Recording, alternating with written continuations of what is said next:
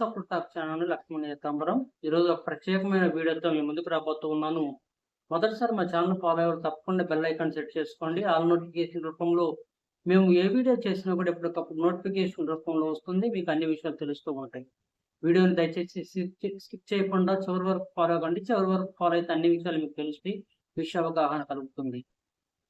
Subscribe బటన్తో పాటు పక్కనే ఉన్న బెల్ ఐకాన్ సెట్ చేసుకోండి. లైక్ ఇవ్వండి. మీరు ఇచ్చే లైక్ వల్ల మా ఛానల్ మరికొంతమందికి రీచ్ అవుతుంది. అందరికీ అన్ని విషయాలు తెలుస్తూ ఉంటాయి.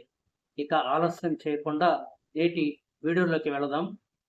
మనకు విదితమే తల్లికి వందనం పేరుతో కూటమి ప్రభుత్వం మనకి గత ప్రభుత్వం నిర్వహించిన అమ్మఒడి పథకానికి తల్లికి వందనం పేరుగా మార్చి ఆ పథకాన్ని త్వరలో అమలు చేయబోతూ ఉంది. దానికి సంబంధించిన పూర్తి వివరాలు మీకు వీడియో రూపంలో తెలియజేయబోతా ఉన్నాను. వీడియోని చివరి వరకు ఫాలో కండి, స్కిప్ చేయకండి. తల్లికి వందనం పథకం 2025 ఆంధ్రప్రదేశ్ రాష్ట్ర ప్రభుత్వం తీసుకువచ్చిన ఒక ప్రజా సంక్షేమ పథకం. ఈ పథకం తల్లికి అంకితం చేసిన ఒక ప్రత్యేకమైన కార్యక్రమం. ఇందులో తల్లుల సేవలను గుర్తించి వారికి గౌరవం చేయడం ప్రధాన ఉద్దేశం. ఇది తల్లుల సంక్షేమం మరియు సమాజంలో తల్లి పాత్రకు గౌరవం ఇవ్వడానికి రూపొందించబడింది. తల్లికి వందనం పథకం యొక్క ఉద్దేశాలు తెలుసుకున్నట్లయితే ఈ పథకం ప్రధానంగా తల్లులకు గౌరవాన్ని ఇవ్వడం, వారి కష్టాలను అర్థం చేసుకోవడం మరియు వారిని మరింతగా ప్రోత్సహించడం, పిల్లల పెంపకం, కుటుంబ సంరక్షణ మరియు సమాజంలో తల్లి పాత్ర గురించి అవగాహన కల్పించడంతో పాటు తల్లులు అందించే సేవలకు రుణపడి వారికి ఒక గుర్తింపు ఇవ్వడం ఈ పథకం యొక్క ముఖ్య లక్షణం. తల్లుల సేవలో గౌరవం. తల్లి ఎప్పుడు తన పిల్లల కోసం నిరంతరం కృషి చేస్తూ ఉంటుంది. ఈ పథకం ద్వారా తల్లుల కృషిని గుర్తించేందుకు ప్రత్యేక పథకం అమలు చేస్తున్నారు ప్రభుత్వం. పిల్లల్లో నైతిక విలువల అభివృద్ధి, తల్లుల పట్ల గౌరవం, సేవాభావం మరియు ప్రేమను పెంపొందించడంలో ఈ పథకం తోడ్పడుతుంది. పిల్లల్లో మంచి నైతిక విలువలను పెంపొందించడంతో పాటు సమాజంలో తల్లులకు ప్రత్యేకమైన స్థానాన్ని కల్పించడం ఈ పథకం యొక్క ప్రధాన లక్ష్యం. సమాజంలో అవగాహన కల్పించడం, తల్లి సేవలను గుర్తించడం మరియు వారికి గౌరవం ఇవ్వడం ద్వారా సమాజంలో అవగాహన పెంచుతుంది. తల్లి మరియు పిల్లల మధ్య మంచి సంబంధ బాంధవ్యాలను బలోపేతం చేయడం ఈ పథకం యొక్క ఉద్దేశం. తల్లికి వందనం పథకం యొక్క ప్రయోజనాలు పరిశీలించినట్లయితే ఆర్థిక సహాయం. ఈ పథకం కింద తల్లులకు ఆర్థిక సహాయం కూడా అందించబడుతుంది. తల్లులు కష్టపడి పనిచేస్తున్నప్పటికీ వారికి ఆర్థిక సపోర్ట్ అవసరం అవుతుంది. అందుకే ఈ పథకం ద్వారా వారికి నిర్దిష్ట మొత్తంలో ఆర్థిక సహాయం చేస్తారు. ప్రత్యేక కార్యక్రమం. ఈ పథకం కింద ప్రతి ఏడాది తల్లికి వందనం అనే కార్యక్రమం నిర్వహిస్తారు. తల్లులకు సేవలను గుర్తించేందుకు పిల్లలకు తల్లులకు ప్రత్యేక గౌరవం ఇవ్వడం ఈ కార్యక్రమం యొక్క ముఖ్య ఉద్దేశం. తల్లుల ఆరోగ్యం మరియు మానసిక ఆనందం పట్ల కూడా ఈ పథకం దృష్టి సారిస్తుంది.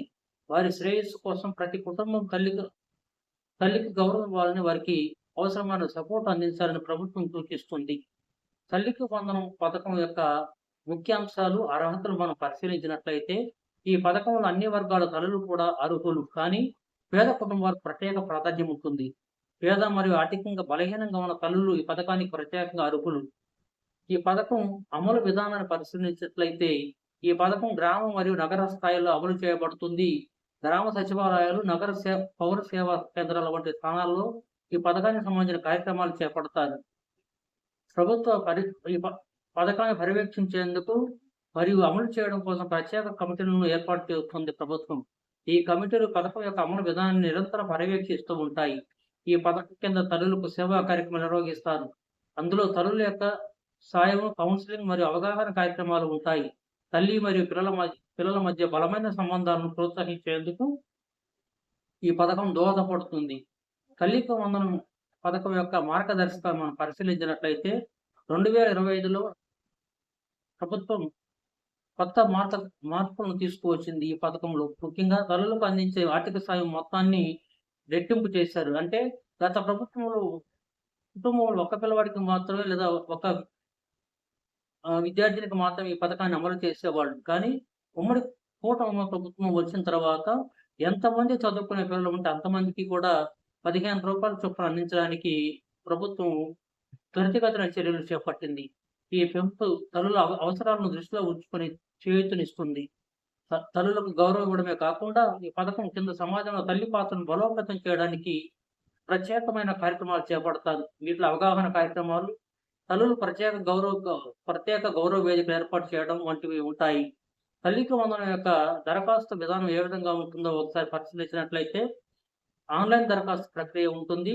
లేదా సచివాలయాల్లో మాన్యువల్‌గా కూడా దరఖాస్తు చేసుకోవచ్చు. తల్లికి వందనం పథకానికి సంబంధించి దరఖాస్తు ప్రక్రియను ఆన్‌లైన్ చేపట్టి ఇప్పటికే గత ఏడాది చదువుతున్న పిల్లలకి పథకం వర్తిస్తుంది. ప్రత్యేకంగా అప్లై చేసుకోవాల్సిన అవసరం ఉండదు. గత ప్రభుత్వం నిర్వహించిన వివరాలతో ఈ ఈ పథకాన్ని అమలు చేయడానికి కూటమి ప్రభుత్వం ముందుకు వచ్చింది.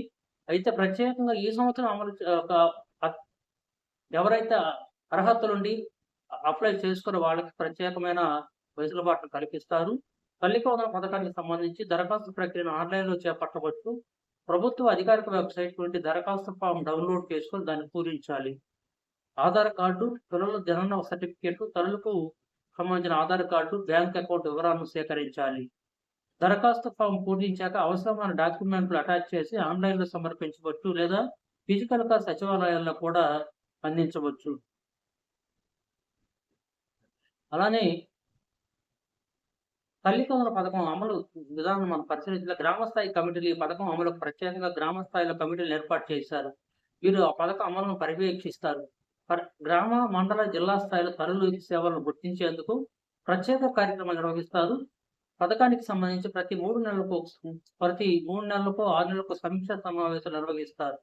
తల్లికి వందనం పథకం నూతన మార్పులు ఒకసారి పరిశీలించినట్లయితే 2020 తల్లికి వందనం పథకంలో పలు మార్పులు జరిగాయి. ముఖ్యంగా ఆర్థిక సహాయం మొత్తం పెంచబడింది.